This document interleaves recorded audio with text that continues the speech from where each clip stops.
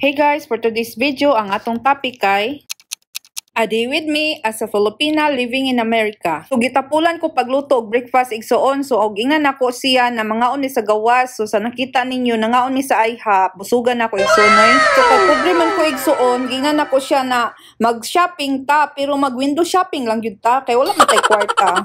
Yan, niabot nami sa amo ang gusto shoppingan igsuon kay mo man akong gusto shoppingan, mga furniture, mga closet, mga sofa.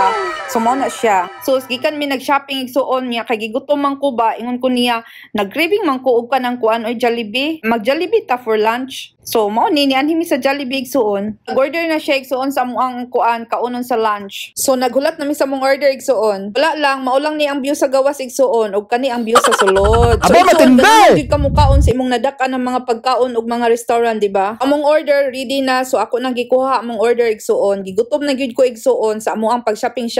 Ay nag-big breakfast man mi kagaina igsuon. So nag-ingon ko sa iyahan na kuan lang gamay lang atong kaunon sa lunch. So ang akong gi-order igsuon is spicy chicken sandwich and peach mango pie and pineapple juice. Onya pareha may gi-order igsuon pero nami side na adobo rice. So pag human og pangaon igsuon kay bloated man akong tiyan oy ambot nga na bloated akong tiyan. So ningon ko sa iyahan ng mga tutag park para makalakaw-lakaw pud ta og makuan ako ang tiyan ba maarang-arang.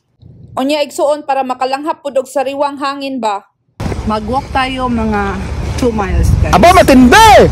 Para mahilis akong ikaon ba. After mi nagkaon sa Jollibee, nami sa park karon kay lisod na atong tiyan. Kasi mabutod ba. Sure. So nami sa park karon guys, sa Dad's Park.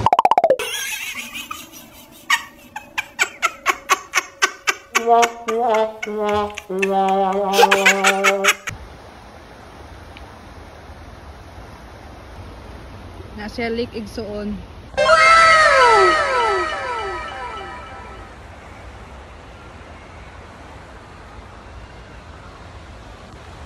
So pag uli na mo igsuon, nalabyan na mo ang Filipino restaurant. So nag-take out me. Kay para sa amuhang dinner ba?